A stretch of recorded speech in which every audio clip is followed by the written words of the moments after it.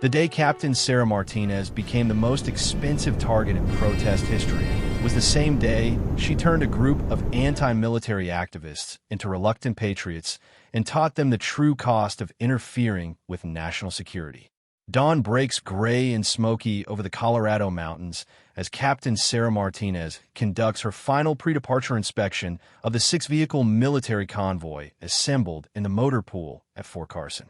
The acrid smell of distant wildfires hangs heavy in the air, a constant reminder of why her mission carries such urgency. For the past 72 hours, devastating fires have swept through rural New Mexico, forcing thousands of families from their homes and overwhelming local emergency response capabilities. Sarah's convoy represents more than just military efficiency. It's a lifeline carrying critical medical equipment that civilian agencies simply cannot move fast enough. The lead vehicle contains portable dialysis machines desperately needed by kidney patients whose regular treatment centers have been evacuated. The second truck carries insulin refrigeration units for diabetic children now housed in temporary shelters without proper medical facilities. Behind them, emergency generators and water purification systems that could mean the difference between organized disaster relief and humanitarian catastrophe. As a 15-year Army veteran who has managed supply chains from Afghanistan's mountains to Iraq's deserts, Sarah understands that logistics often determines who lives and who dies in crisis situations. Her weathered hands, scarred from countless equipment repairs in hostile environments, move with practiced efficiency as she checks manifests and equipment status. Every piece of gear in this convoy has been requested by name by emergency medical coordinators who know exactly which patients need exactly what equipment. Her crew reflects the professional dedication that makes military logistics so effective in disaster situations. Sergeant Mike Torres, hunched over his communications equipment in the lead vehicle, has spent the morning coordinating with emergency management agencies across 3 states to ensure clear routes and priority access. His radio crackles constantly with updates from fire command centers, evacuation coordinators, and medical facilities struggling to care for displaced populations. Staff Sergeant Lisa Chun brings specialized knowledge that civilian contractors simply cannot match. Her medical equipment training includes not just transportation protocols, but field calibration, emergency repair, and rapid deployment procedures learned through multiple deployments in combat zones. She knows how to keep dialysis machines functional in dusty field conditions and maintain insulin refrigeration when power grids fail. Private Danny Rodriguez represents the next generation of soldiers who join the military not for combat, but for the opportunity to serve communities while earning education benefits.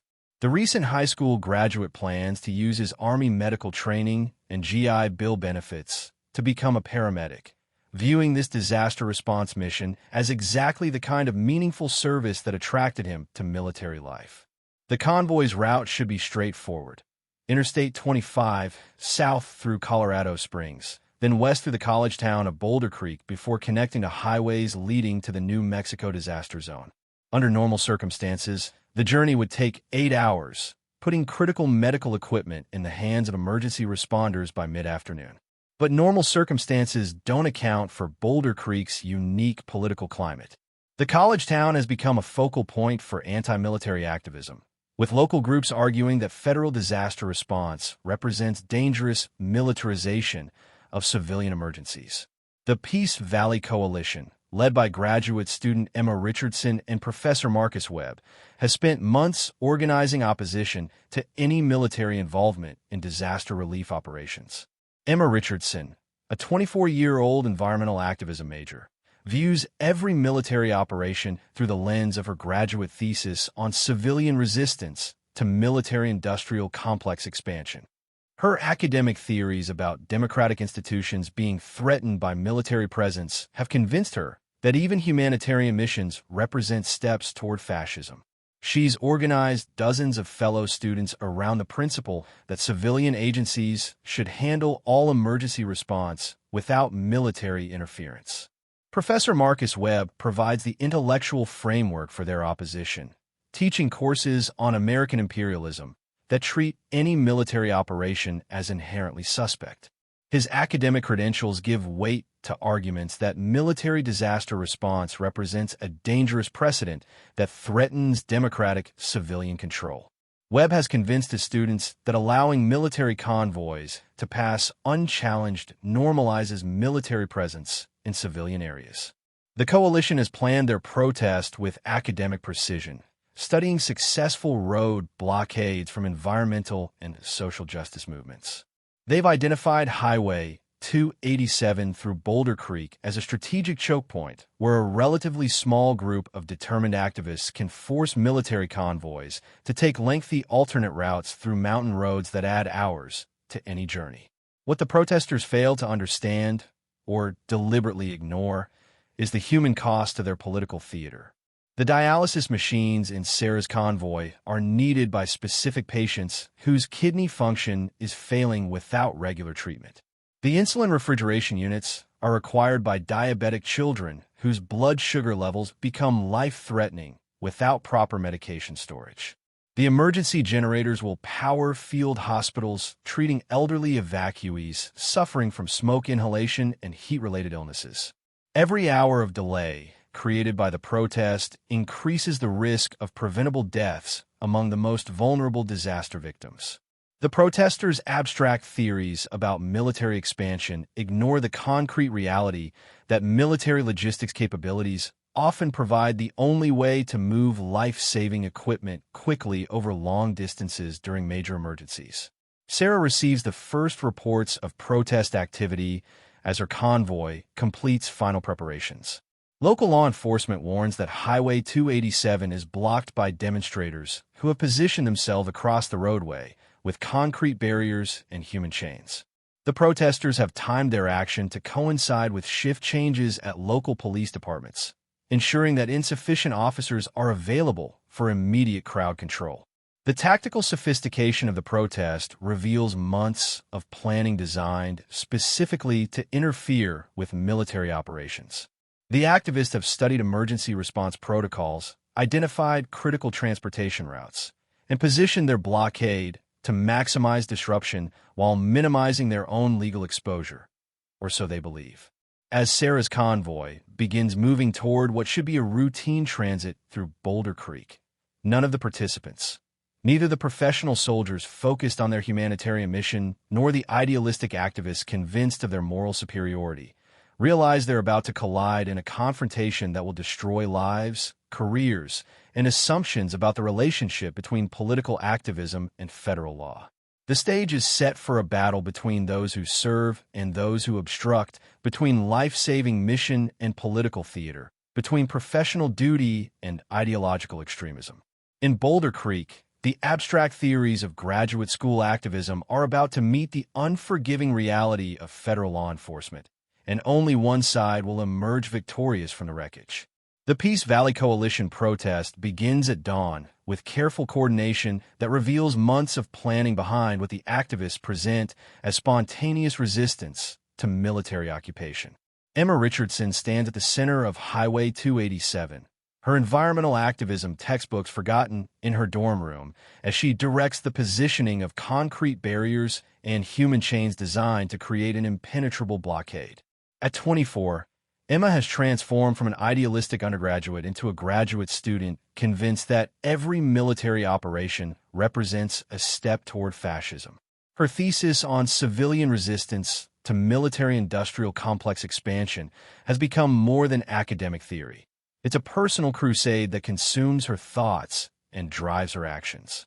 She spent countless hours in coffee shops and campus meeting rooms, recruiting fellow students with passionate speeches about democratic institutions under threat. Professor Marcus Webb arrives early to supervise the protest logistics, his silver Prius looking incongruous among the concrete barriers and protest signs. At 51, Webb has built his academic career on theories about American imperialism that treat any military presence as inherently suspect. His courses on resistance to state power have influenced a generation of students who view his anti-military stance as sophisticated intellectual analysis rather than ideological bias. Webb's presence lends academic credibility to what might otherwise appear as youthful rebellion. His carefully crafted talking points about civilian control of emergency response and demilitarization of disaster relief provide intellectual frameworks that transform simple military opposition into principled resistance. Students quote his lectures as they position themselves across the highway, convinced they're applying scholarly analysis to real-world activism. The protesters have studied successful blockade tactics from environmental and social justice movements, adapting techniques used against pipeline construction and police brutality into what they believe will be effective anti-military demonstration. They've brought sleeping bags, portable toilets, and enough supplies for extended occupation, showing organizational sophistication that goes far beyond spontaneous protest. Jennifer Parks, a 28-year-old social worker, joins the demonstration with genuine conviction that civilian agencies provide better disaster response than military operations. Her professional experience with vulnerable populations has convinced her that military personnel lack the sensitivity and specialized training required for effective humanitarian aid. She views the blockade as protecting disaster victims from inappropriate military intervention. David Sterling, a 19-year-old college sophomore, participates primarily to impress Emma Richardson, whose passionate activism has captivated his romantic imagination. His understanding of the issues extends little beyond wanting to support the girl he's infatuated with, but his enthusiasm for the cause appears genuine to outside observers who don't recognize his underlying motivations. The activists position themselves strategically across Highway 287, creating multiple layers of obstruction designed to prevent any vehicle passage. The innermost ring consists of protesters who have chained themselves to concrete-filled barrels, ensuring that simple crowd control cannot quickly clear the roadway. Behind them, larger groups link arms in human chains while others hold signs reading "Demilitarized Disaster Response" and "Civilian Solutions Only." Local news crews arrive before sunrise, tipped off by the activists who want maximum publicity for their brave stand against military occupation of civilian emergency response. The protesters clearly relish the media attention, with several activists giving impromptu interviews about their principled opposition to what they characterize as dangerous militarization of humanitarian aid. Emma Richardson serves as the primary spokesperson, her graduate school training evident in her articulate responses to reporter questions. She explains their position with academic precision, arguing that allowing military convoys to pass unchallenged sets dangerous precedents that threaten democratic civilian control over emergency management. Her talking points sound reasonable to viewers unfamiliar with the specific humanitarian mission being obstructed. Professor Webb provides historical context, comparing their blockade to civil rights demonstrations and anti-war protests that challenged government authority in previous decades. His academic credentials give weight to arguments that civilian agencies should handle all disaster response without military interference, regardless of the practical limitations of civilian logistics capabilities. The protesters have deliberately chosen this location and timing to maximize disruption while minimizing their legal exposure, or so they believe. Highway 287 represents the primary route between Fort Carson and the New Mexico disaster zone, meaning that blocking it forces military convoys to take circuitous mountain routes that add hours to critical supply missions. Their timing coincides with shift changes at local police departments and a scheduled training exercise that has pulled most county sheriff's deputies away from patrol duties.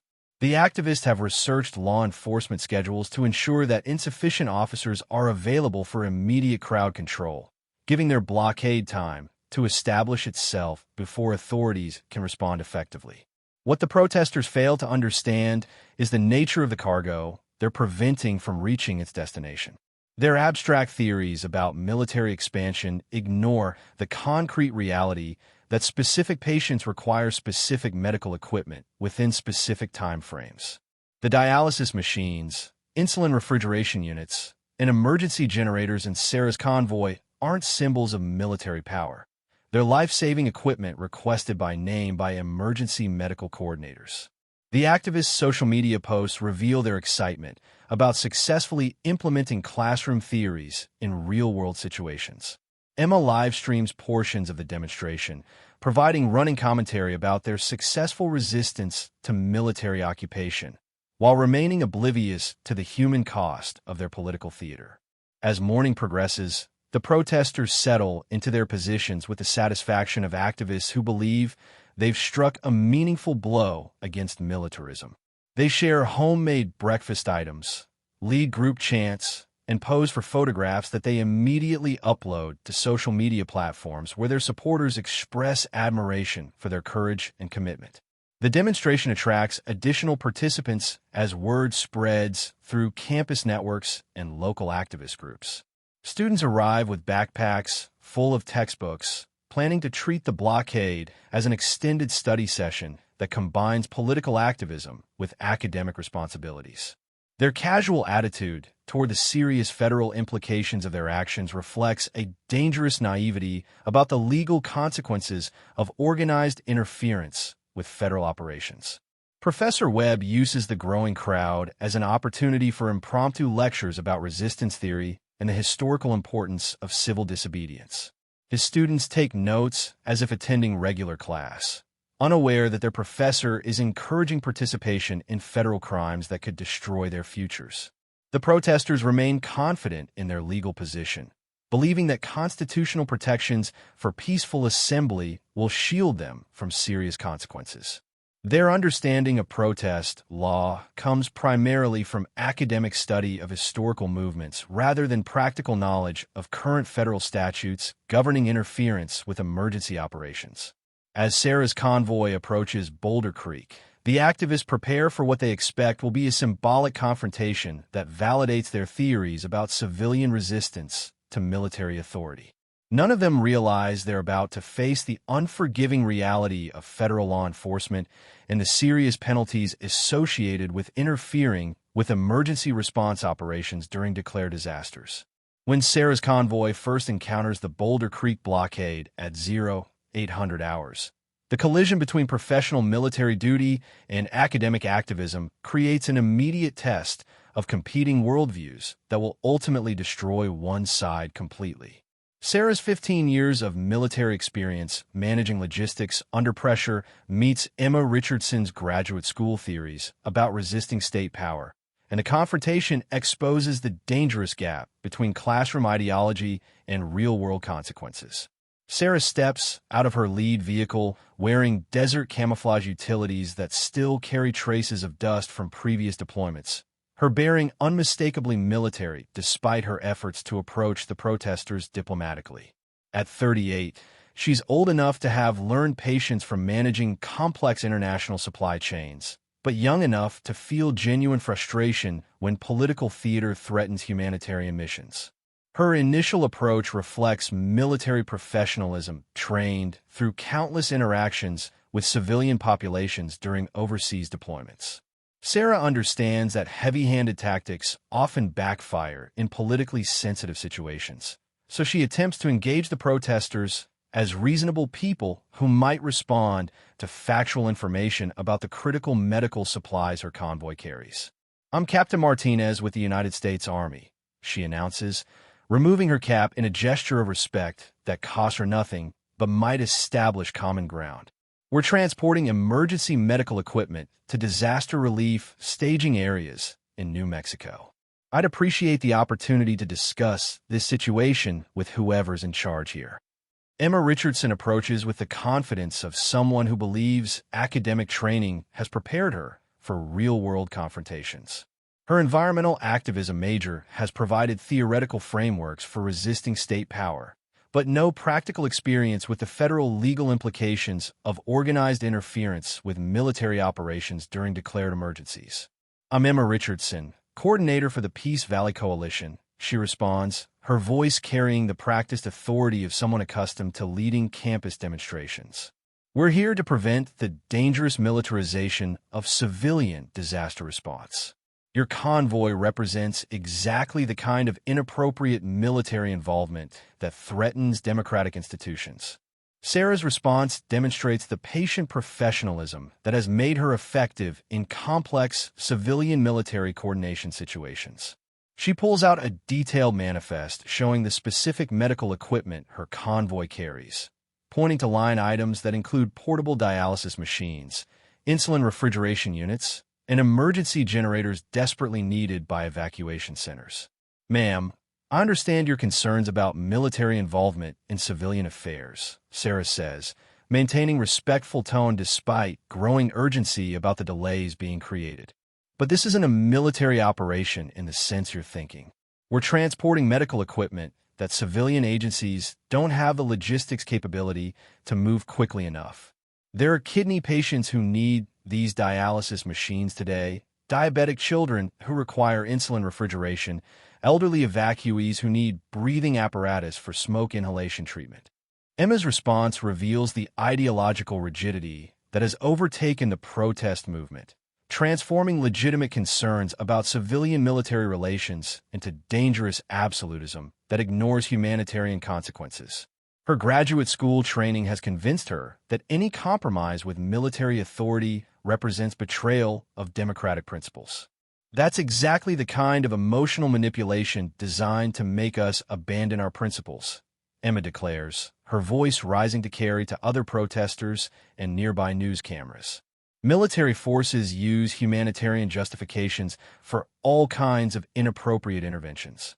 If civilian agencies need better logistic support, the solution is improving civilian capabilities, not normalizing military presence in domestic emergencies. Professor Webb joins the conversation, bringing his academic credentials to bear in support of the protesters' position. His silver hair and professional demeanor lend gravitas to arguments that might otherwise sound like youthful idealism, providing intellectual cover for what amounts to organized interference with emergency medical operations. "Captain Martinez, I'm Professor Webb from the university," he announces, his tone suggesting he expects military deference to academic authority. "What you're asking us to do is participate in the gradual erosion of civilian control over emergency management.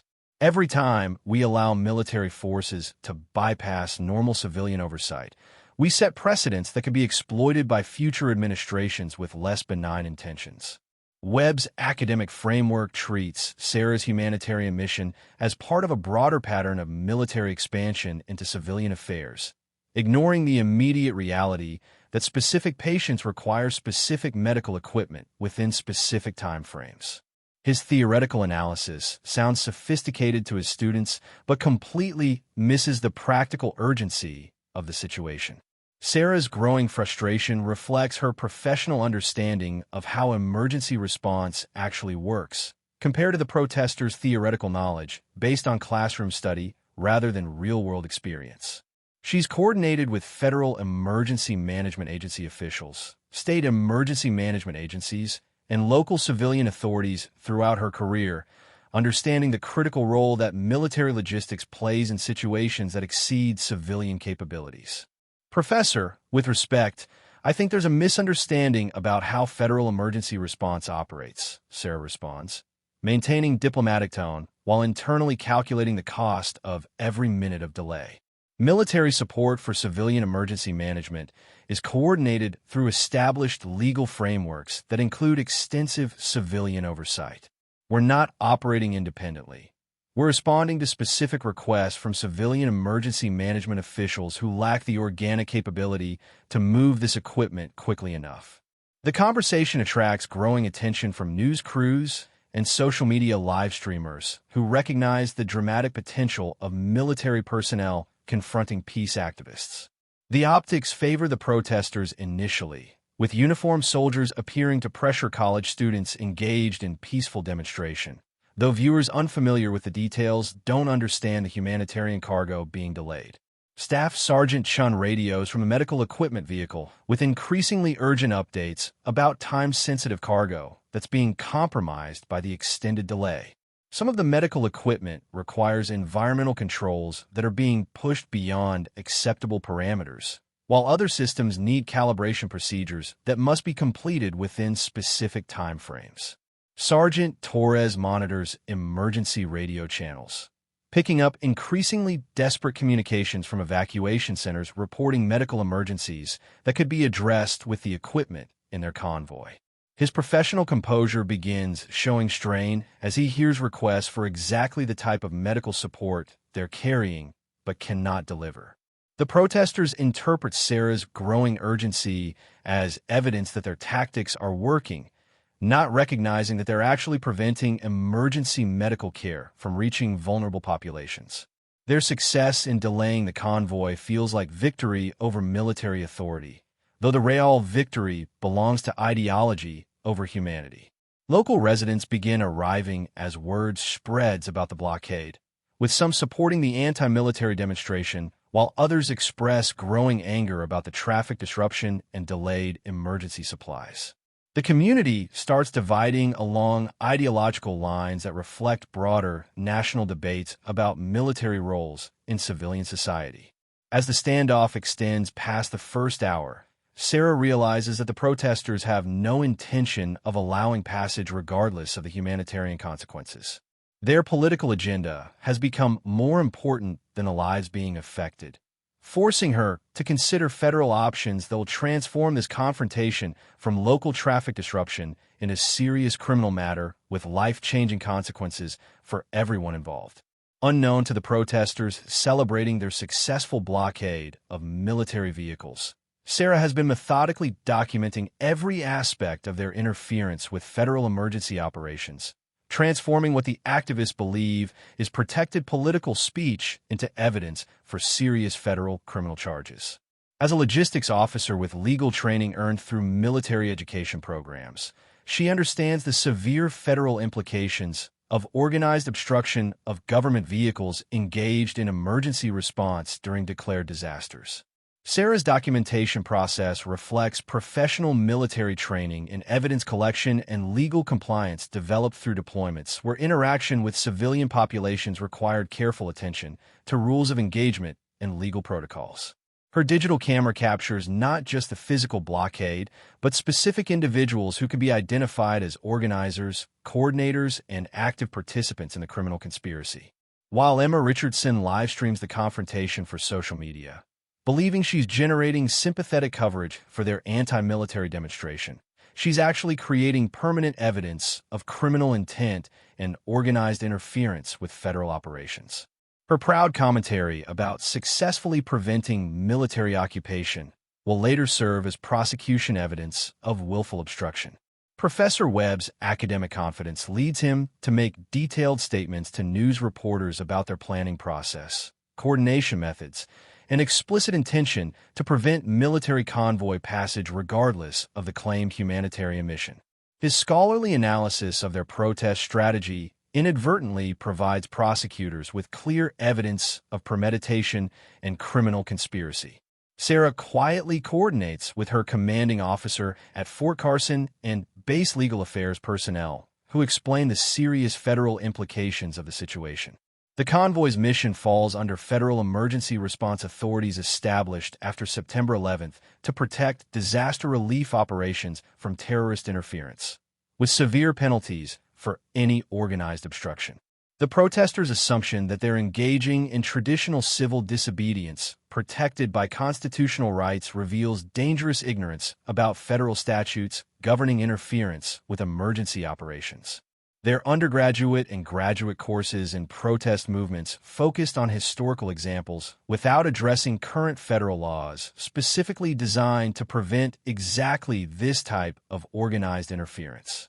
Staff Sergeant Chun continues monitoring the deteriorating condition of time-sensitive medical equipment while documenting specific instances of equipment damage caused by extended delays outside acceptable environmental parameters. The financial cost of replacing compromised medical gear will add substantial monetary damages to any eventual federal charges.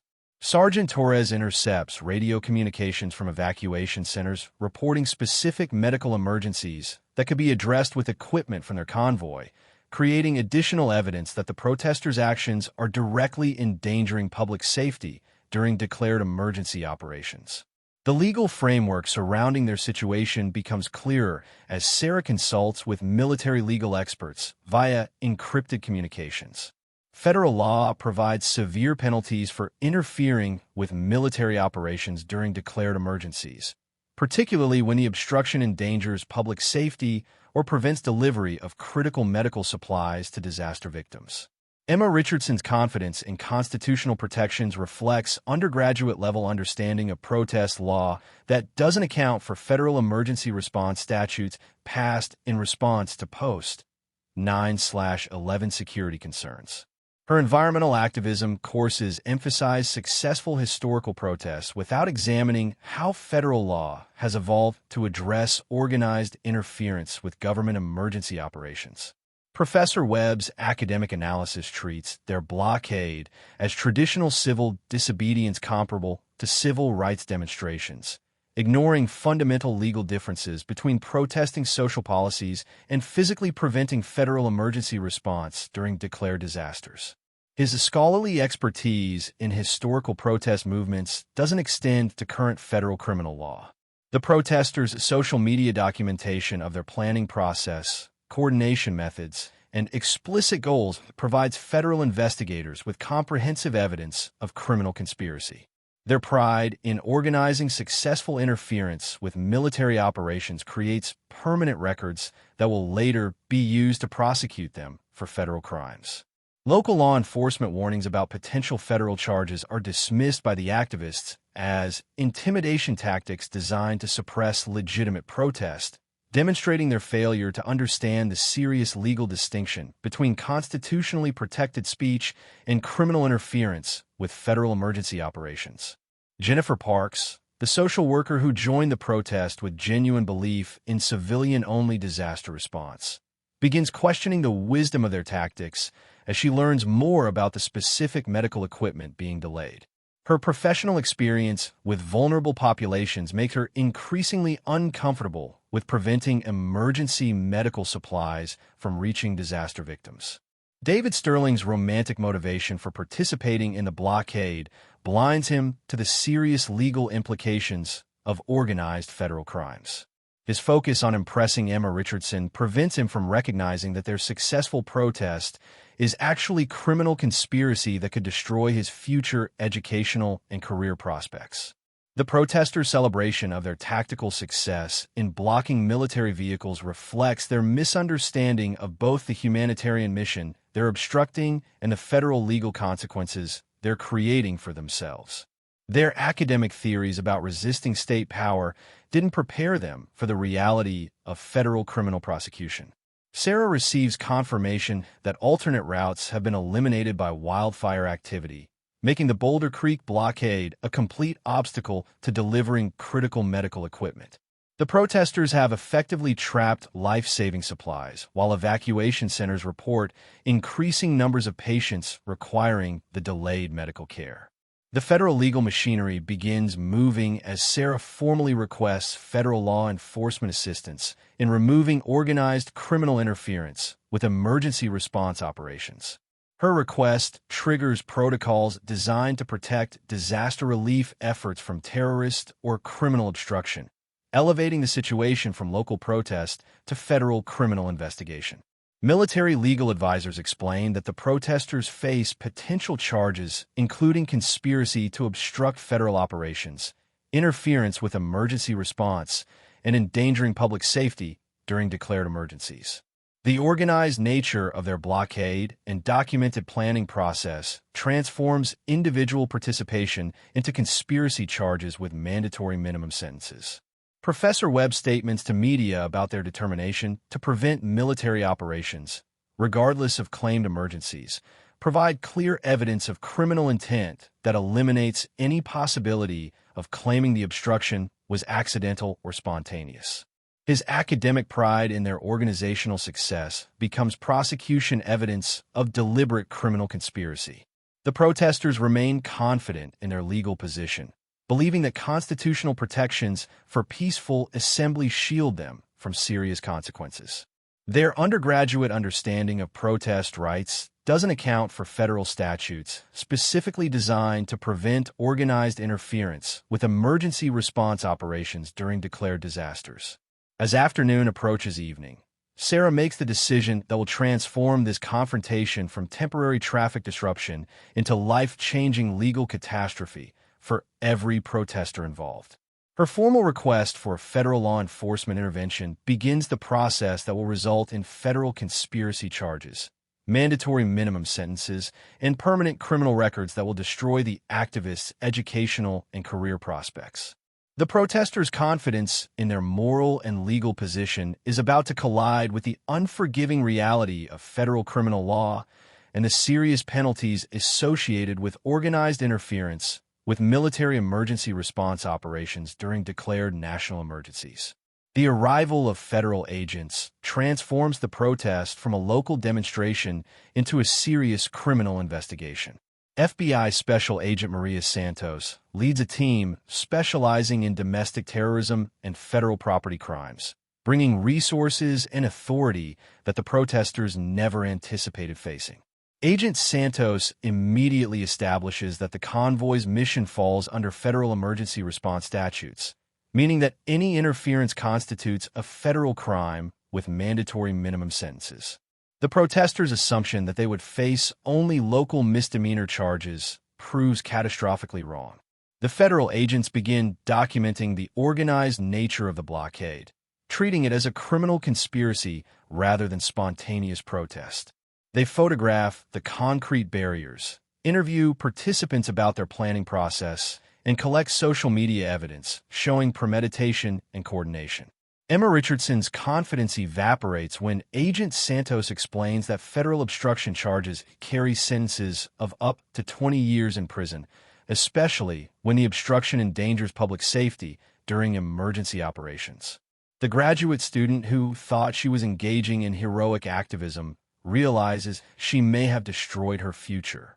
Professor Webb attempts to invoke academic freedom and First Amendment protections, but Agent Santos points out that neither constitutional right protects organized interference with federal emergency operations. His academic understanding of protest law proves inadequate when confronted with federal criminal statutes. The protesters learn that their actions have been classified as interference with federal emergency response, a post-9/11 statute designed to prevent terrorist disruption of disaster relief operations.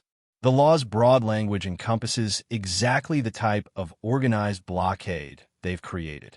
As federal agents begin making arrests, the protesters realize they've misunderstood both the law and the consequences of their actions. Several participants attempt to leave, but they've already been photographed and identified as part of the criminal conspiracy to obstruct federal operations. Sarah coordinates with the federal agents to document the specific harm caused by the delay. Medical equipment worth hundreds of thousands of dollars has been compromised. Evacuation centers have been forced to improvise without critical supplies, and the entire regional disaster response has been disrupted.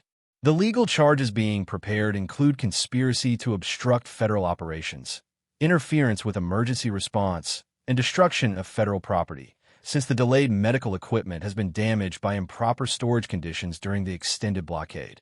Jennifer Parks, the social worker who joined the protest with good intentions, breaks down when she realizes that her actions have prevented medical care from reaching vulnerable populations she's dedicated her career to protecting.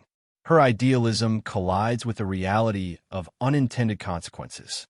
David Sterling, the college sophomore who joined to impress his girlfriend, learns that his participation in federal crimes will likely end his hopes of attending law school or pursuing any career requiring security clearance. His romantic gesture becomes a life-altering mistake. The federal investigation expands as agents discover the extensive planning that went into the blockade. Email communications, social media coordination, and financial records show a level of organization that elevates the charges from spontaneous protest to criminal conspiracy. Media coverage shifts dramatically as the serious nature of the federal charges becomes apparent. What started as sympathetic coverage of peaceful protesters becomes investigative reporting about the disruption of emergency medical care and the legal consequences of interfering with federal operations. Agent Santos provides a clear explanation to the media about why the charges are so serious. When people organize to prevent emergency medical equipment from reaching disaster victims. They're not engaging in protest. They're endangering lives. Federal law treats this accordingly. The financial reality of defending against federal criminal charges begins devastating the protesters' families within hours of their arrests.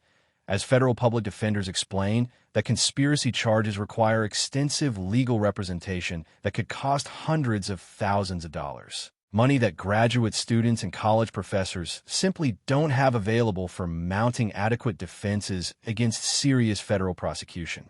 Emma Richardson's parents, Michael and Susan Richardson, received the phone call that every middle-class family fears most when their daughter calls from federal detention, explaining that she needs immediate legal representation for charges that could result in 20 years in federal prison.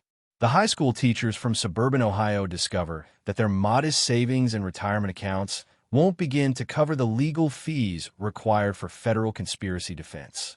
The Richardson family's financial advisor explains the devastating mathematics of federal criminal defense. Competent representation for conspiracy charges typically costs between $200,000 and $500,000, depending on the complexity of the case and the length of trial preparation required. The family faces the choice between mortgaging their home, draining their retirement savings, and still falling short of adequate legal representation costs. Professor Webb's university employment and tenure provide no protection against the personal financial catastrophe of federal criminal prosecution. His department chair informs him that while the university cannot terminate him before conviction, they also cannot provide any financial assistance for his legal defense, leaving him personally responsible for legal costs that will likely exceed his annual salary for several years. The protesters discover that federal conspiracy charges create consequences extending far beyond potential prison sentences and legal fees.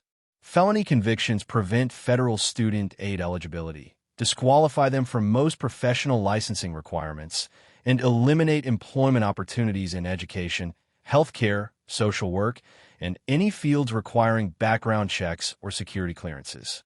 Jennifer Parks faces the particular irony that her federal criminal charges will permanently disqualify her from the social work profession she entered specifically to help vulnerable populations. State licensing boards initiate automatic reviews when professionals face federal charges, and conviction will result in permanent license revocation regardless of the underlying motivation for her activism. The legal experts consulting on the case explain that federal conspiracy charges hold all participants equally responsible for the actions and consequences of the entire group, meaning that Emma Richardson's student status provides no protection from the same serious charges facing Professor Webb, despite the vast difference in their life experience and decision-making authority. David Sterling's parents learn that their son's federal charges could affect their own security clearances and federal employment, since family members with serious criminal records create potential vulnerabilities in government background investigations. His romantic gesture threatens not just his own future, but his family's financial stability and career prospects. Federal prosecutors explain the strategic advantages they hold in emergency response interference cases, including mandatory minimum sentencing guidelines, federal jurisdiction that prevents sympathetic local prosecutors from offering reduced charges, and clear legislative intent to impose serious penalties for organized obstruction of disaster relief operations. The protesters' legal teams discover that their clients' own social media posts, live streams, and media interviews provide prosecutors with overwhelming evidence of premeditation, coordination, and willful disregard for the emergency nature of the military convoy's humanitarian mission. The documentation they created to generate support for their cause becomes unassailable prosecution evidence. Emma Richardson's defense attorneys struggle to develop viable strategies when their clients' own words provide clear evidence of criminal intent. Her proud livestream commentary about successfully preventing military operations and forcing respect for civilian authority eliminates any possibility of claiming the obstruction was accidental or that she was unaware of the federal implications. Professor Webb's academic statements about their planning process and determination to prevent military convoy passage regardless of emergency justifications provide prosecutors with detailed evidence of criminal conspiracy that his lawyers cannot effectively challenge or explain away in court proceedings. The financial investigation expands as federal agents examine funding sources for the protest organization, including university grants, environmental activism donations, and student organization resources that may have been used to support criminal activities. Academic institutions face scrutiny over their potential role in facilitating federal crimes through institutional support. Legal precedent research reveals that federal judges have consistently imposed harsh sentences in cases involving interference with emergency operations, particularly when the obstruction endangered public safety during declared disasters. The protesters face judicial attitudes that prioritize protecting emergency response operations over accommodating political expressions that interfere with public safety. Plea negotiation possibilities prove extremely limited as federal prosecutors indicate that the seriousness of interfering with emergency medical operations during declared disasters makes lenient plea agreements unlikely. The government's position emphasizes that organized interference with disaster relief efforts requires deterrent sentences that discourage future, similar criminal activities. The protesters' lawyers explain that federal sentencing guidelines treat organized conspiracy to obstruct emergency operations as serious terrorism-related offenses, with enhanced penalties for leadership roles, premeditation, and causing measurable harm to disaster response capabilities. The academic planning that the protesters viewed as thorough preparation becomes evidence of aggravated criminal conduct. Several protesters began exploring cooperation agreements with federal prosecutors, offering to provide evidence against organizers in exchange for reduced charges.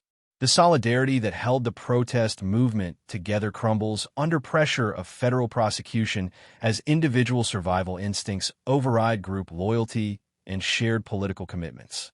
The community support that initially sustained the protesters evaporates as local residents learn about the serious federal charges and the specific medical equipment that was delayed by their blockade. Former supporters distanced themselves from activists whose peaceful protest resulted in federal terrorism-related charges that could imprison them for decades. Media coverage shifts dramatically as reporters investigate the full scope of federal emergency response laws and discover that the protesters face some of the most serious charges available for domestic criminal activity short of actual terrorism or treason. The sympathetic coverage of peace activists confronting military authority transforms into investigative reporting about federal crimes that endangered disaster victims. The university begins its own investigation into Professor Webb's use of institutional resources and student relationships to organize federal crimes, with preliminary findings suggesting potential violations of faculty conduct codes that could result in termination even if he avoids criminal conviction. His academic career faces destruction regardless of the ultimate legal outcome. Emma Richardson's graduate program formally suspends her pending resolution of federal charges, effectively ending her educational progress and eliminating any possibility of completing her degree or pursuing the environmental activism career she had planned before her arrest transformed her from student leader into federal criminal defendant.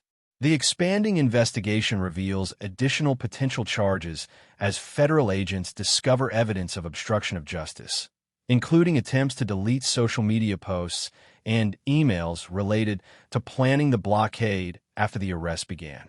The protesters' panic responses to federal investigation create additional criminal liability that compounds their existing serious charges.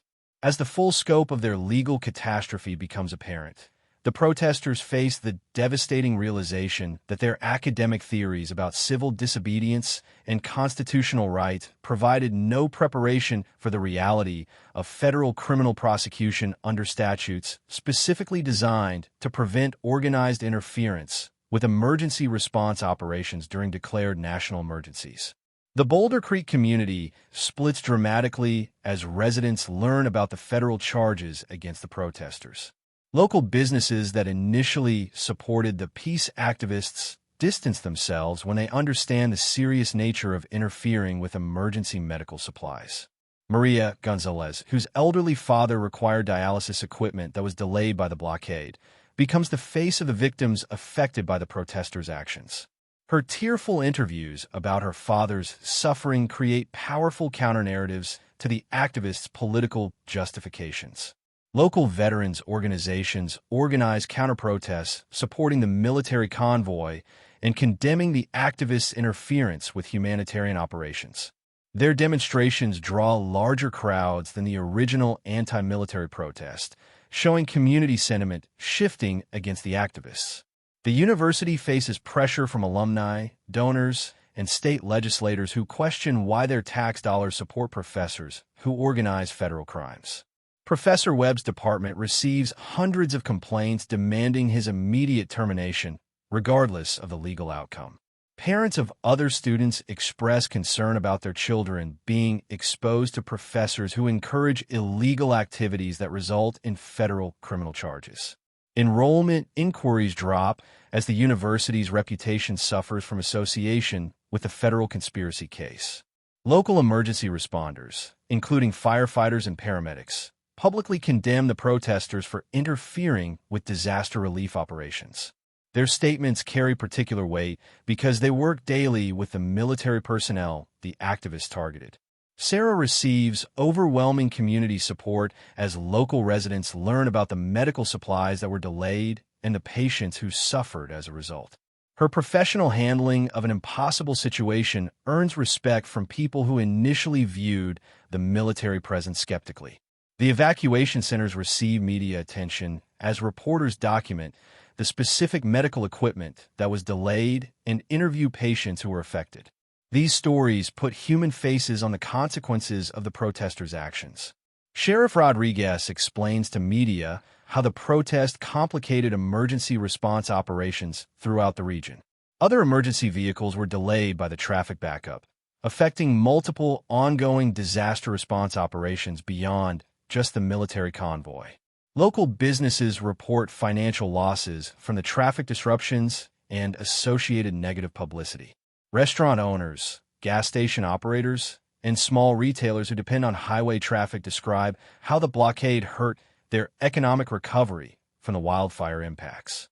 Religious leaders in the community condemn the protesters' actions, particularly their willingness to delay medical care for vulnerable populations. Several ministers deliver sermons about the moral responsibility to help rather than hinder disaster relief efforts.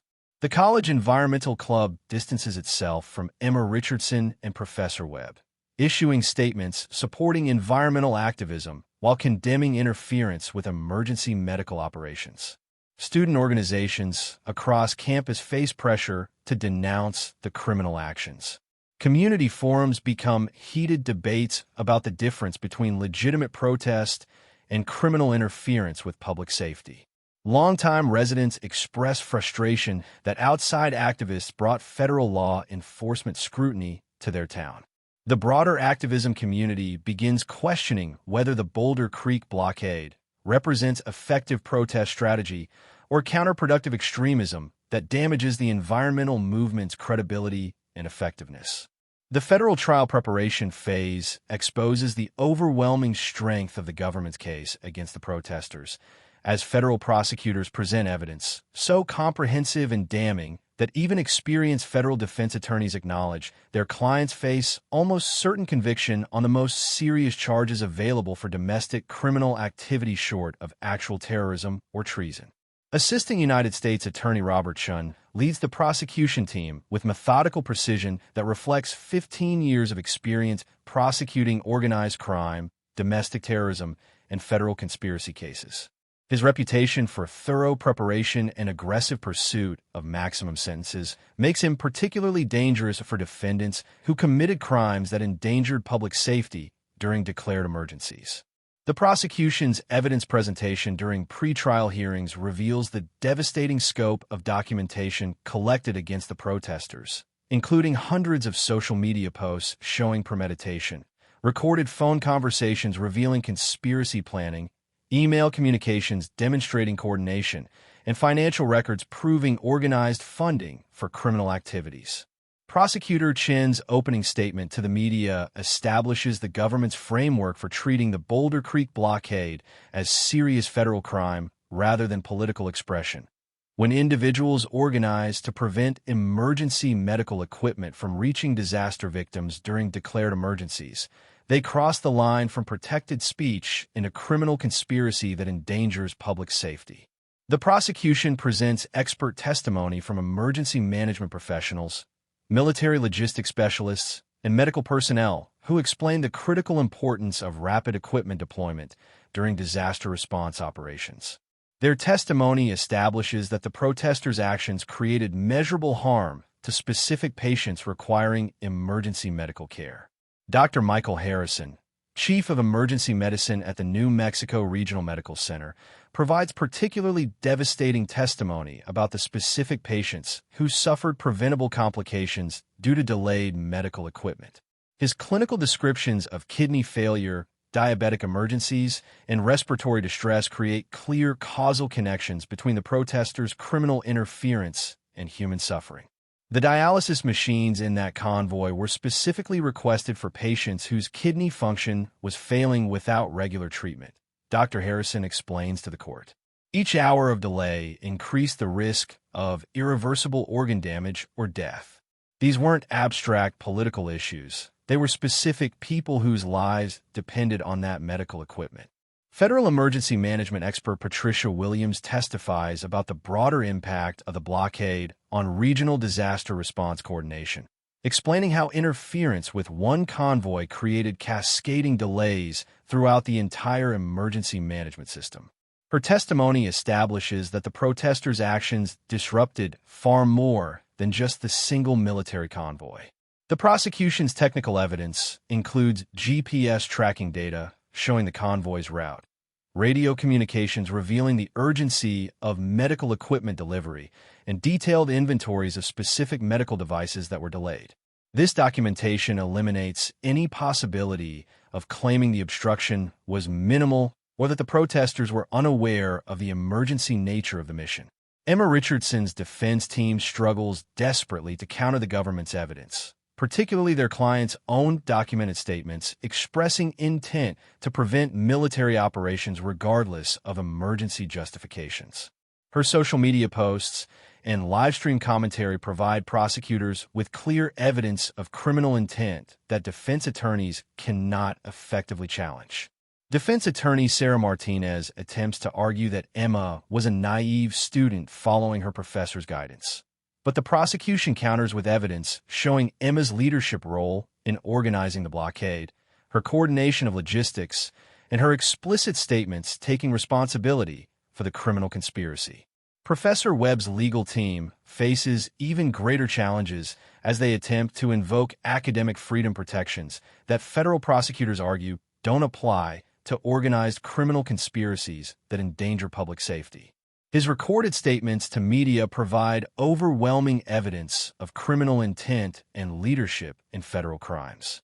Defense attorney Michael Thompson tries to minimize Professor Webb's role by characterizing him as a theoretical academic whose involvement was primarily intellectual, but prosecution evidence shows his active participation in planning, funding, and coordinating the criminal blockade that interfered with emergency medical operations.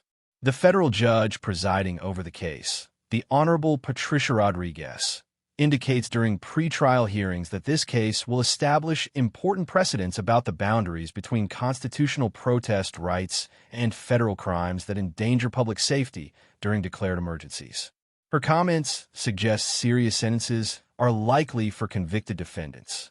Judge Rodriguez's legal background includes extensive experience with terrorism-related cases and federal conspiracy prosecutions, making her particularly knowledgeable about the statutes under which the protesters are charged.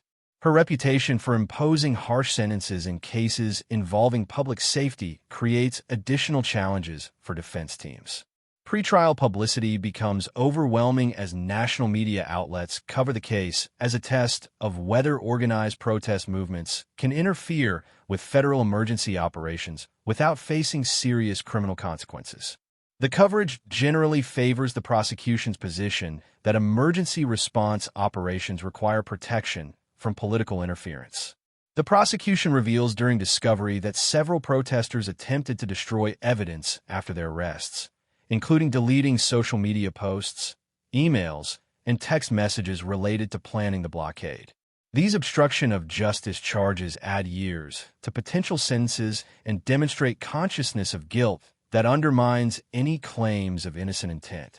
Jennifer Park's cooperation with federal prosecutors provides the government with insider testimony about the planning process, coordination methods, and explicit goals of the criminal conspiracy.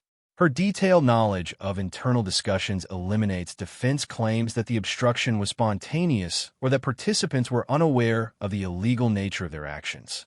The government's witness list includes Sarah and her convoy crew, federal emergency management officials, medical professionals from evacuation centers, patients who were affected by delayed medical equipment, and expert witnesses who will testify about federal emergency response protocols and the legal frameworks that protect disaster relief operations from political interference. Defense strategies focus desperately on trying to separate individual protesters from the conspiracy charges, but the organized nature of the blockade and extensive documentation of coordination among participants make individual defenses extremely difficult. The protesters' own communications provide evidence of their collective criminal enterprise. Expert witnesses will testify about the intersection of constitutional rights and federal emergency authorities, but legal precedent strongly supports federal authority to protect disaster relief operations from organized interference. The Supreme Court has consistently upheld government power to prevent obstruction of emergency response during declared disasters. The prosecution's case presentation reveals that federal emergency response statutes provide prosecutors with overwhelming legal advantages, including mandatory minimum sentences, enhanced penalties for endangering public safety, and broad conspiracy charges that hold all participants equally responsible for the actions and consequences of the entire criminal organization. Defense attorneys explore possible constitutional challenges to federal emergency response statutes, but extensive legal precedent supports federal authority to protect disaster relief operations from political interference.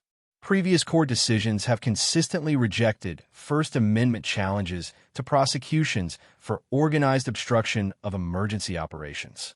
As pretrial preparation concludes, the full scope of the government's case becomes apparent to defense teams who realize their clients face some of the most serious federal charges available for domestic criminal activity, with evidence so overwhelming that plea negotiations become their only realistic strategy for avoiding decades in federal prison.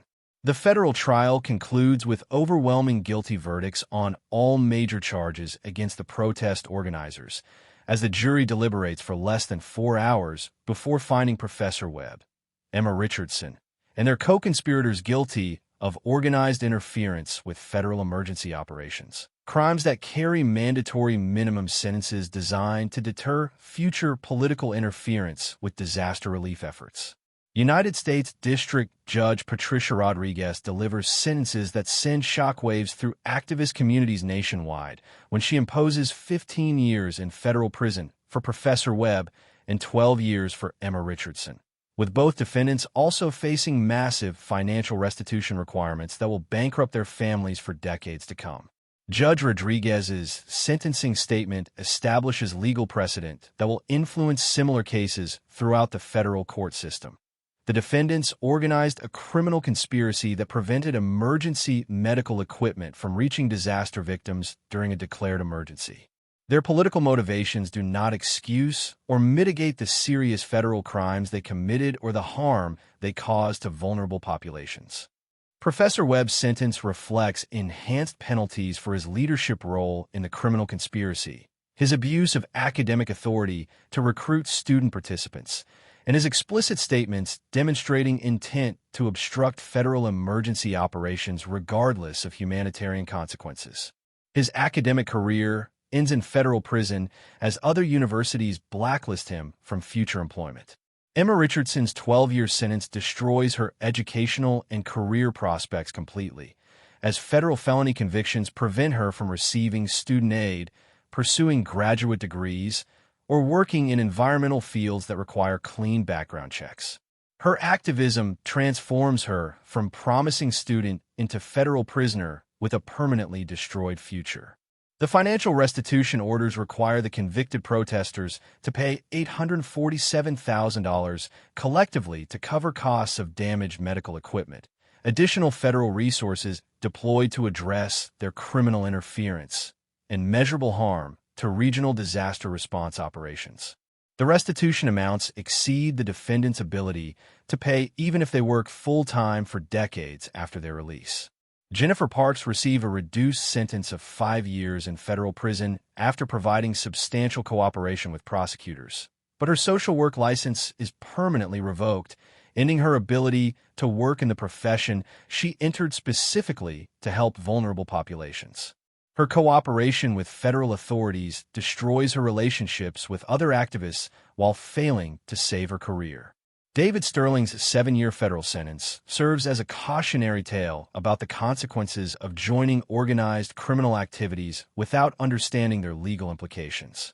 His romantic motivation for participating in the blockade becomes the most expensive decision of his life, destroying his educational prospects and family's financial stability. The sentences receive widespread media coverage as legal experts explain their significance for future protest movements. Federal prosecutors use the Boulder Creek case as a template for handling organized interference with emergency operations, establishing clear precedents that serious federal crimes result in serious federal prison time. The successful prosecution establishes important legal frameworks protecting federal emergency response operations from political interference, with federal prosecutors in other districts citing the Boulder Creek precedent when handling similar cases involving organized obstruction of disaster relief efforts. Military logistics specialists incorporate lessons learned from the Boulder Creek incident into updated protocols for civilian military coordination during emergency operations. Officials for maintaining mission focus under extreme circumstances while documenting criminal interference that enabled successful federal prosecution. The case becomes required study material in law schools, emergency management programs, and military logistics training courses as an example of the intersection between constitutional rights and federal authorities to protect emergency operations from political interference during declared disasters. Academic institutions nationwide implement new policies restricting faculty political activities that could result in federal criminal charges, particularly when such activities might endanger public safety or interfere with government emergency operations. Professor Webb's conviction influences faculty conduct codes at universities throughout the country. The University of Colorado Boulder faces congressional oversight and potential federal funding restrictions due to Professor Webb's use of institutional resources to organize federal crimes. The university implements comprehensive policy changes regarding faculty supervision of student political activities and use of academic positions to encourage criminal conduct. The conviction and sentencing receive support from emergency response professionals, disaster relief organizations, and military logistics specialists who view the serious penalties as necessary deterrents against political interference with operations designed to save lives during disasters and emergencies. Environmental organizations nationwide revise their protest guidelines to avoid federal criminal charges related to interference with emergency operations, recognizing that the Boulder Creek precedent creates serious legal risks for activists who obstruct disaster relief efforts regardless of their underlying political motivations. The broader activist community develops new strategies for environmental and political protest that specifically avoid interference with federal emergency response operations, acknowledging that such interference crosses legal boundaries that constitutional protections for political speech do not cover. Legal scholars study the Boulder Creek case as an example of how federal emergency authorities have evolved since 9/11 to provide comprehensive protection for disaster relief operations, with enhanced penalties for organized interference that reflects legislative intent to prevent terrorist or criminal disruption of emergency response capabilities. The financial restitution aspect of the sentences creates ongoing consequences for the convicted protesters' families, as federal collection procedures will garnish wages, seize assets, and monitor financial activities for decades to recover the costs of their criminal interference with emergency medical operations. Military emergency response procedures are enhanced based on Boulder Creek lessons learned, including improved coordination with federal law enforcement agencies and refined legal protocols for documenting civilian interference that threatens humanitarian missions during declared emergencies. The case influences federal legislation, strengthening penalties for organized interference with emergency response operations, providing additional legal tools for protecting disaster relief efforts from political obstruction while maintaining appropriate protections for legitimate constitutional rights that don't endanger public safety. Sarah's career advancement following the Boulder Creek incident leads to her selection for senior leadership positions in military-civilian emergency coordination, recognizing her ability to maintain mission effectiveness while navigating complex legal and political challenges involving constitutional rights and federal emergency authorities. The convictions and sentences serve as lasting deterrents against organized interference with federal emergency operations, with subsequent activist movements developing protest strategies that avoid crossing legal boundaries established by the Boulder Creek precedent while pursuing their political goals through constitutionally protected means.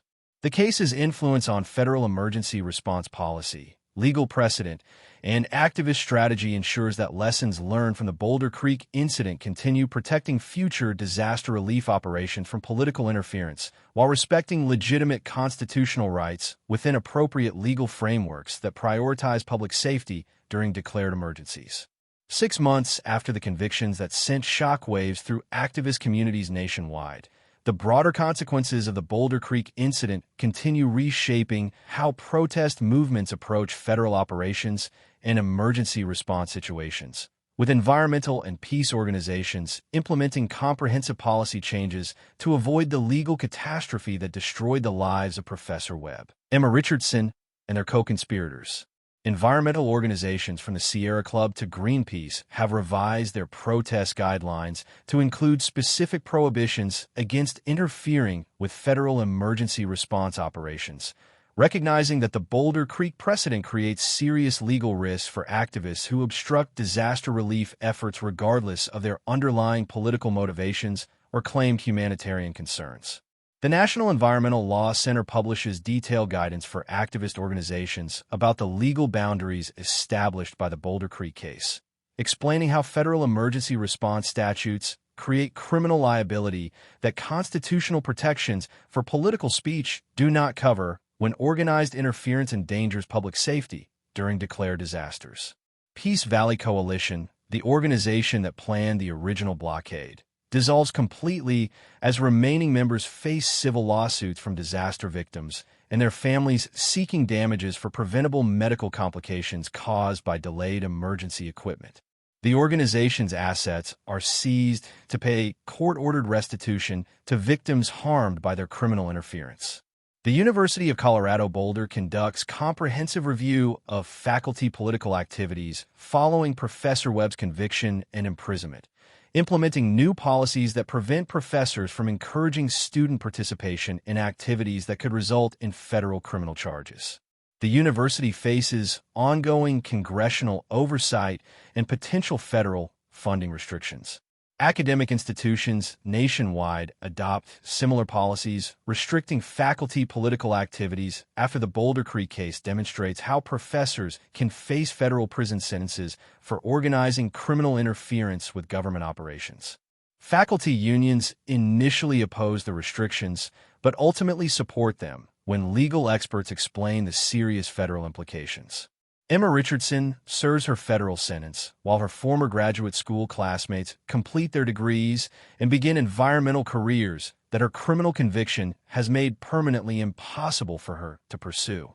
Her federal felony record prevents her from receiving student aid, professional licensing, or employment in any field requiring background checks. The Richardson family faces ongoing financial devastation from legal fees and court-ordered restitution payments that will continue for decades after Emma's release from federal prison. Her parents, both high school teachers, will never recover financially from their daughter's decision to organize federal crimes that endanger disaster victims. Professor Webb's conviction becomes a permanent cautionary tale in academic circles about the consequences of encouraging illegal activities that harm public safety, with several universities incorporating his case into mandatory faculty ethics training programs designed to prevent similar criminal conduct by professors. The successful prosecution influences federal policy development regarding protection of emergency response operations, with new legislation specifically targeting organized interference with disaster relief efforts during declared emergencies. The enhanced penalties reflect congressional intent to prevent political obstruction of life-saving operations. Federal emergency management agencies implement updated protocols for coordinating with law enforcement when protesters threaten to interfere with critical operations, including rapid deployment of federal agents and clear legal procedures for documenting criminal interference with disaster relief efforts.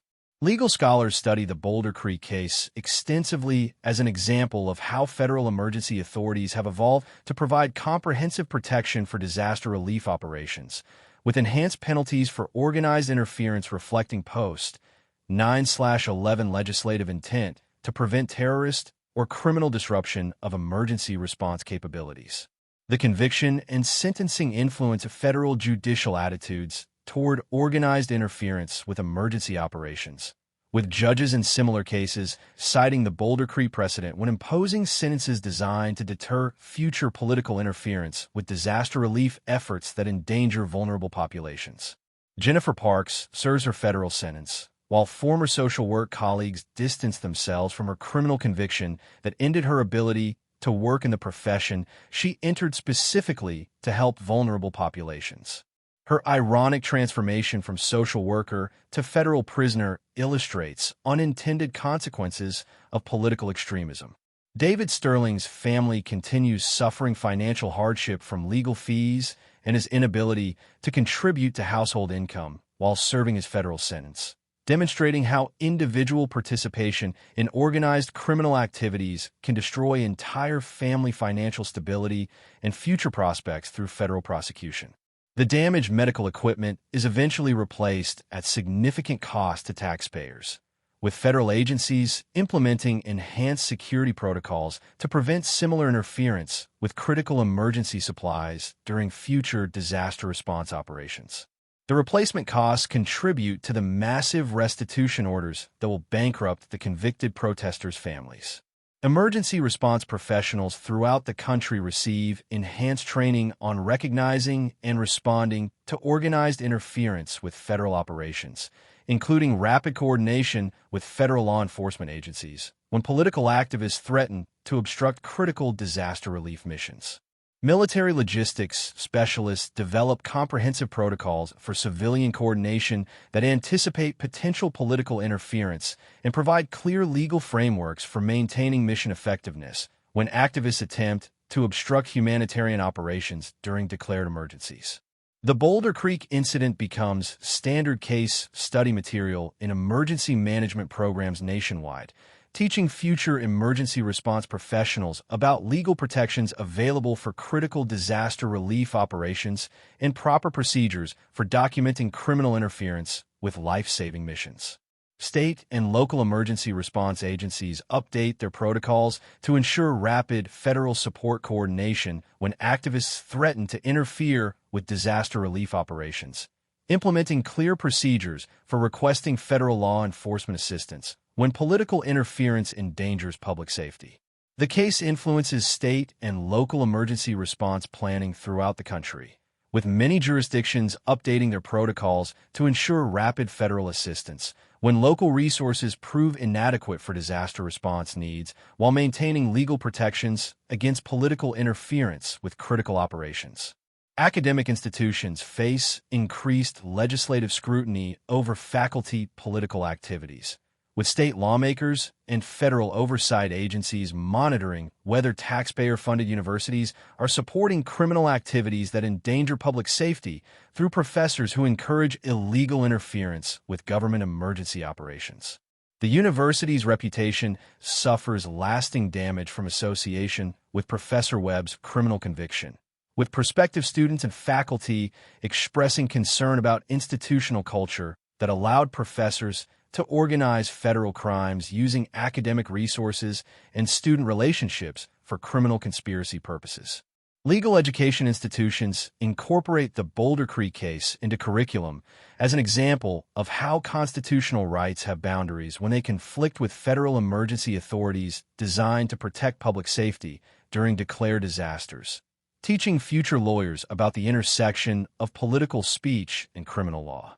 Federal prosecutors use the Boulder Creek case as a template for handling similar incidents involving organized interference with emergency operations, establishing standardized procedures for investigating, charging, and prosecuting political activists whose interference with disaster relief efforts crosses legal boundaries into federal criminal territory. The case's influence on activist strategy, federal emergency response protocols, and legal precedent ensures that lessons learned from the Boulder Creek incident continue protecting future disaster relief operations from political interference while maintaining appropriate constitutional protections for legitimate political expression within legal boundaries that prioritize public safety. 2 years after the federal convictions that destroyed the lives of environmental activists who thought they could obstruct military emergency operations without serious consequences, the lasting impact of the Boulder Creek incident continues reshaping relationships between protest movements, federal emergency authorities, and public safety operations throughout the United States. Environmental and peace organizations across the country have implemented comprehensive protest guidelines that specifically prohibit interference with federal emergency response operations, recognizing that the Boulder Creek precedent creates legal risks that could destroy entire activist movements through federal criminal prosecution of organizers and participants.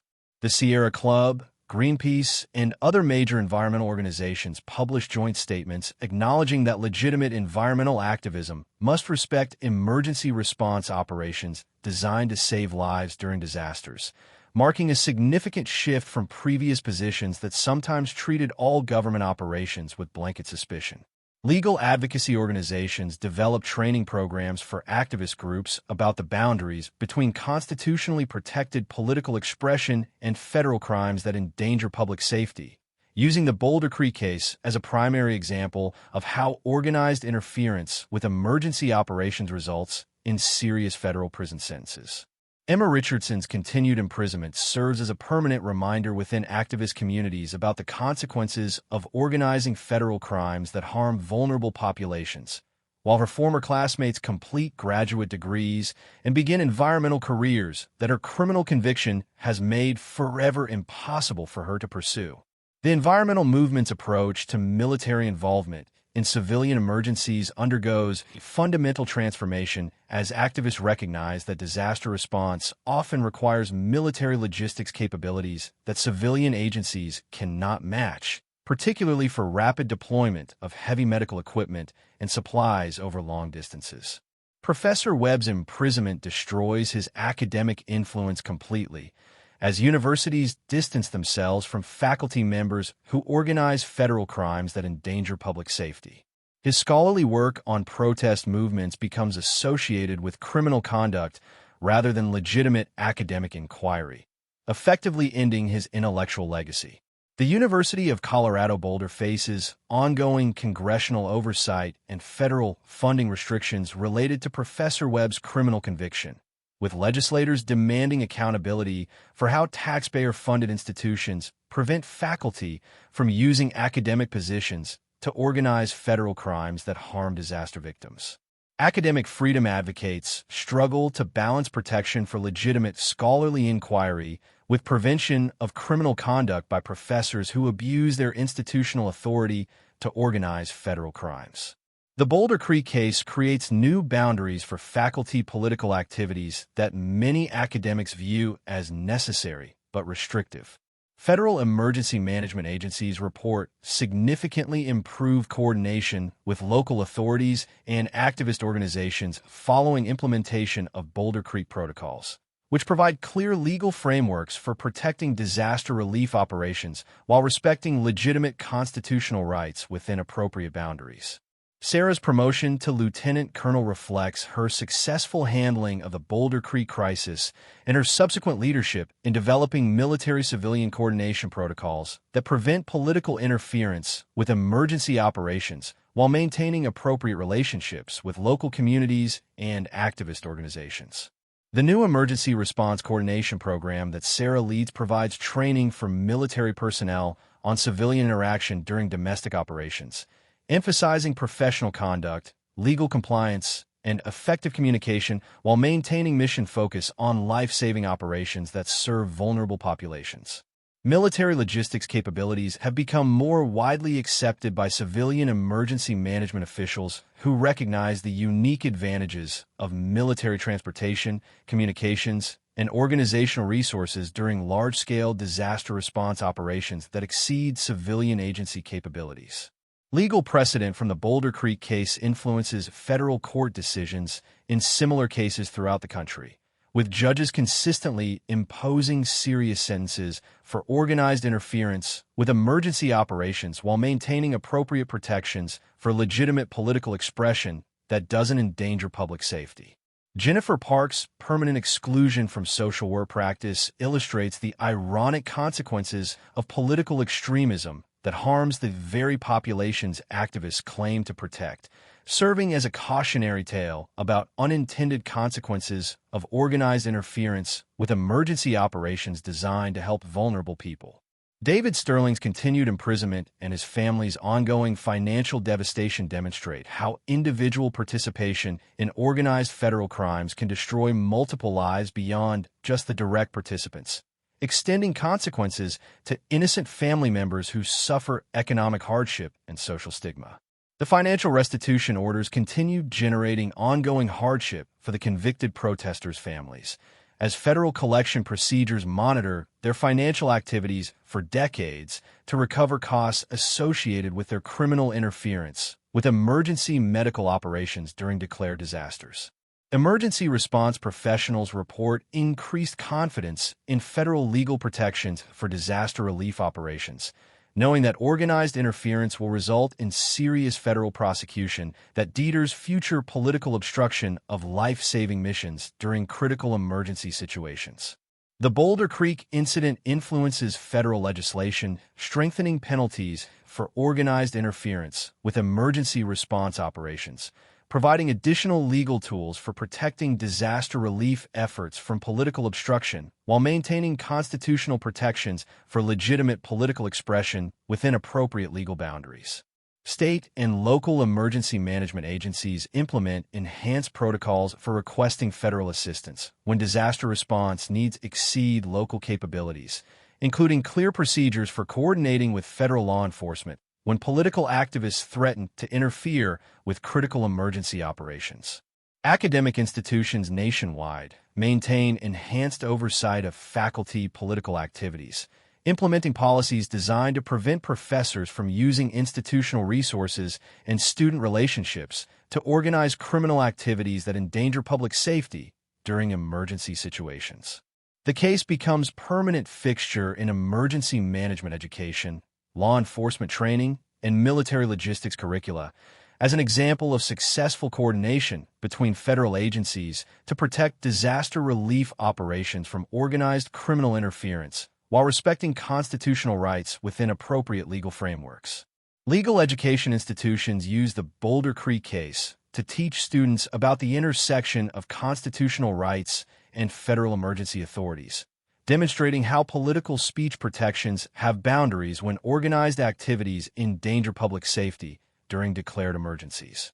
Federal prosecutors cite the Boulder Creek precedent regularly when handling similar cases involving organized interference with government emergency operations, establishing consistent legal approaches that deter political interference with disaster relief efforts while maintaining appropriate constitutional protections. The conviction and imprisonment of the Boulder Creek protesters serve as ongoing deterrents against organized interference with federal emergency operations, with activist movements developing protest strategies that avoid crossing legal boundaries established by federal statutes designed to protect disaster relief operations. Emergency response coordination between military and civilian agencies improves significantly following implementation of Boulder Creek protocols, with enhanced legal documentation procedures and rapid federal law enforcement coordination when civilian interference threatens humanitarian missions during declared emergencies. The broader impact of the Boulder Creek case on federal emergency response policy, activist strategy, and legal precedent ensures that lessons learned from the incident continue protecting future disaster relief operations from political interference while respecting legitimate constitutional rights within legal frameworks that prioritize public safety during emergencies.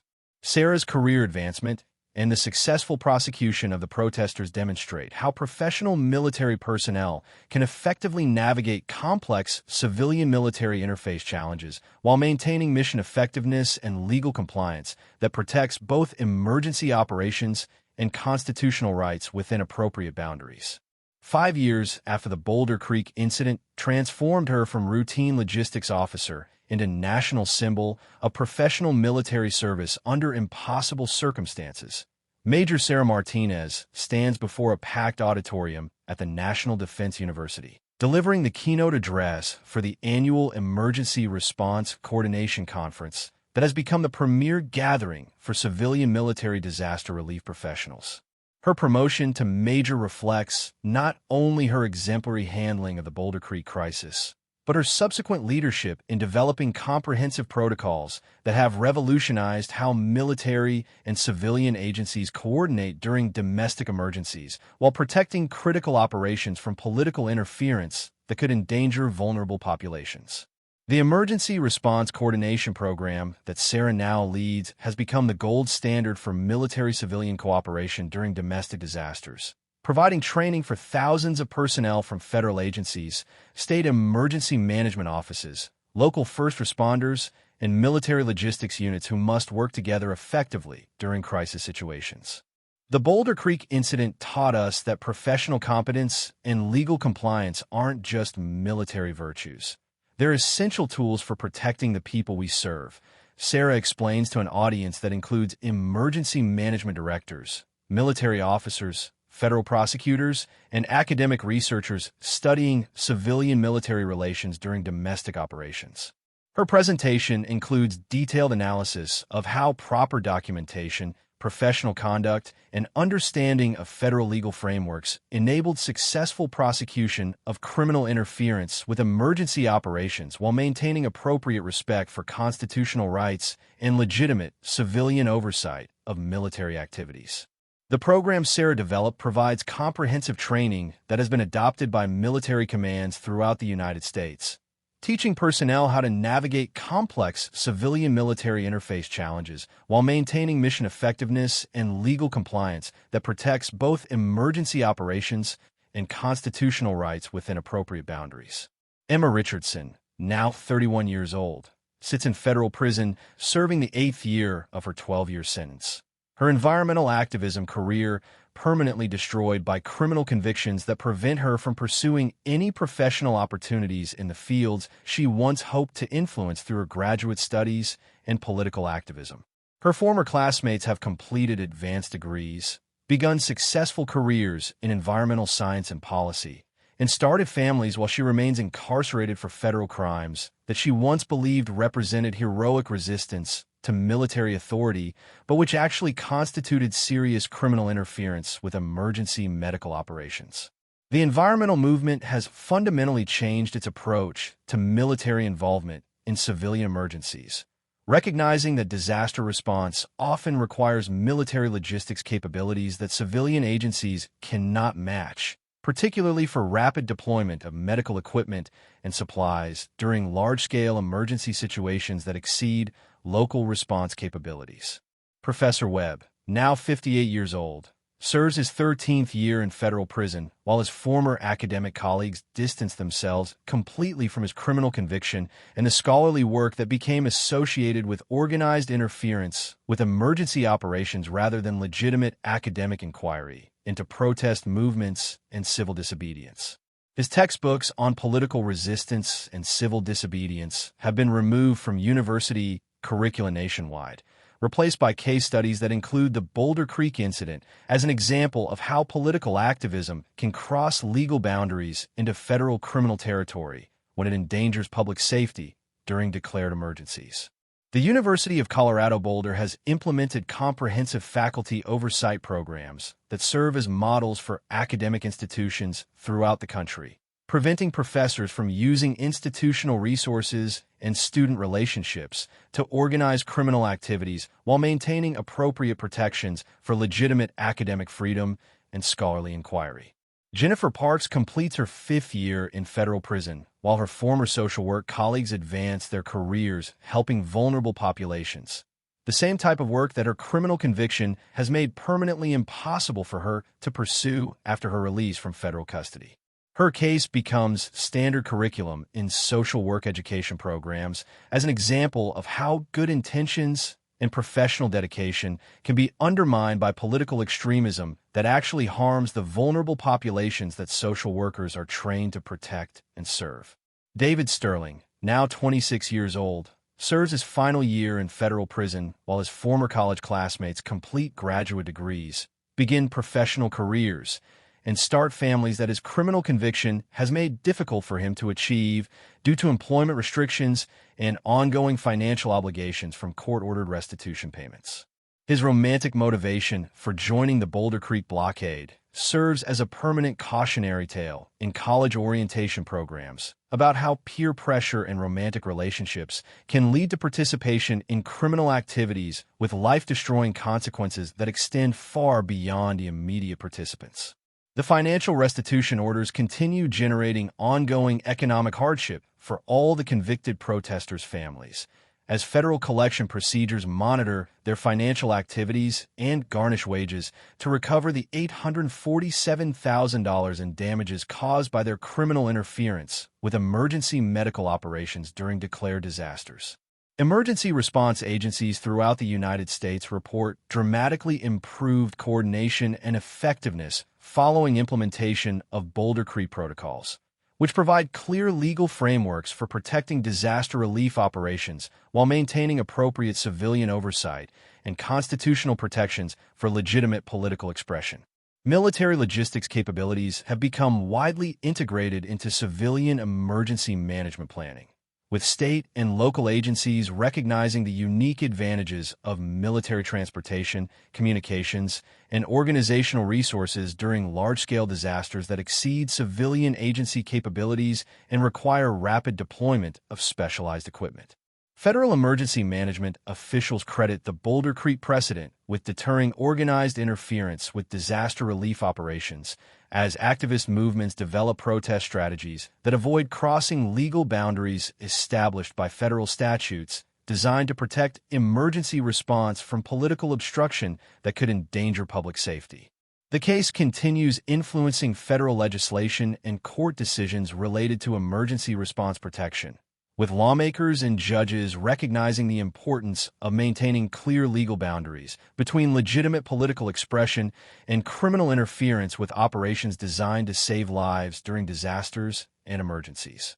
Legal education institutions throughout the country use the Boulder Creek case as primary curriculum for teaching students about the intersection of constitutional rights and federal emergency authorities, demonstrating how political speech protections have limits when organized activities endanger public safety during declared emergencies.